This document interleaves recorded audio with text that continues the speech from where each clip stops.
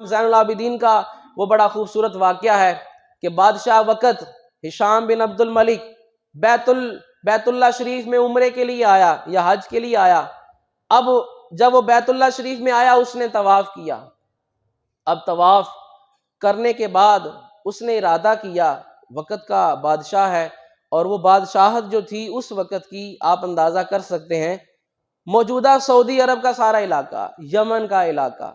Oman کا علاقہ، اردن کا علاقہ، شام کا علاقہ، لبنان کا علاقہ، فلسطین، مصر، ایران، شام اور ترکی کا بعض علاقے، یہ آج میں نے یہ جو ملکوں کے نام گنوائے ہیں یہ اس وقت ایک سلطنت تھی۔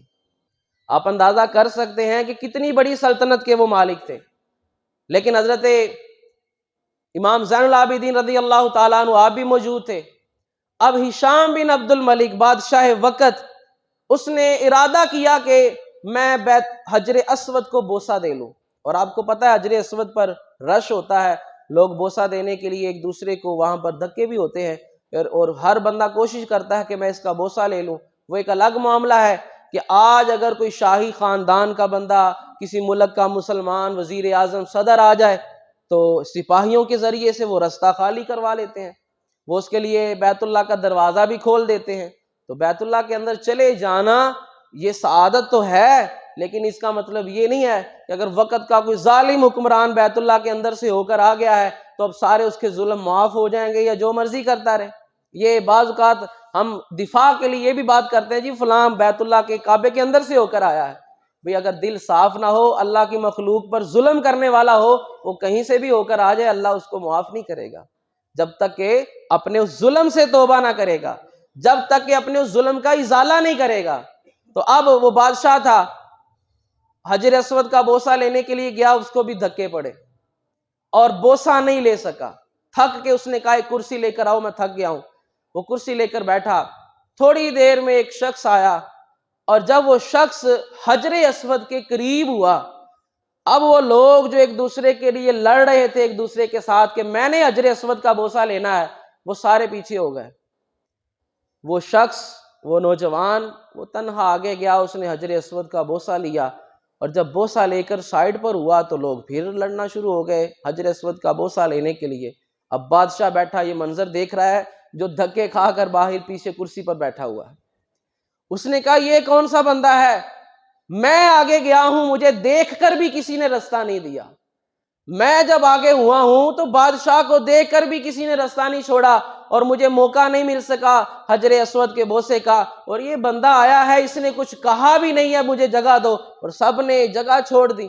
اب بادشاہ کے پاس فرزدق شاعر تھا، بڑا مشہور شاعر تھا اور اہل بیت کا بڑا محب تھا۔ اب اس نے وہاں پر شعر کہے، اس نے کہا ھذا الذی تعرف البطح وطأتہ، اس نے کہا بادشاہ سلامت میں نہ بتاؤں یہ کون ہے، ھذا الذی تعرف البطح وطأتہ، آپ تو یہ کہتے ہیں یہ کون آ گیا ہے کہ سب بندوں نے اس کے لیے رستہ چھوڑ دیا ہے، یہ تو وہ شخص ہے کہ وادی بطحا، حرم کا پتھر پتھر اس کے قدموں کی آہٹ کو بھی جانتا ہے۔ والبیت یعرفہ والحل والحرم، یہ وہ آیا ہے جس کو بیت اللہ بھی جانتا ہے، جس کو حل بھی جانتا ہے، جس کو حرم بھی جانتا ہے۔ ھذا ابن خیر عباد اللہ کلہم، اللہ کی مخلوق میں سارے بندوں میں جو سب سے بہتر تھا یہ اس کی اولاد میں سے ہے۔ ھذا التقی النقی الطاہر العالم، یہ بندہ وہ ہے جو متقی بھی ہے، جو پاک باز بھی ہے، جو طاہر بھی ہے، اور جو ایک علم ہے، ایک نشانی ہے تقوی کی۔ اس نے کہا ہے کون؟ اس شاعر نے کہا ھذا ابن فاطمہ، یہ سیدہ فاطمہ الزہرا کا لخت جگر زین العابدین ہے۔ یہ ان کنت جاہل، اگر تجھے نہیں پتا تو سن، ھذا ابن فاطمہ، یہ سیدہ فاطمہ الزہرا کا بیٹا ہے۔ بجدہ انبیاء اللہ قد ختموا، یہ وہ ہے کہ جن کے نانا پر اللہ نے نبوت کو ختم کر دیا ہے۔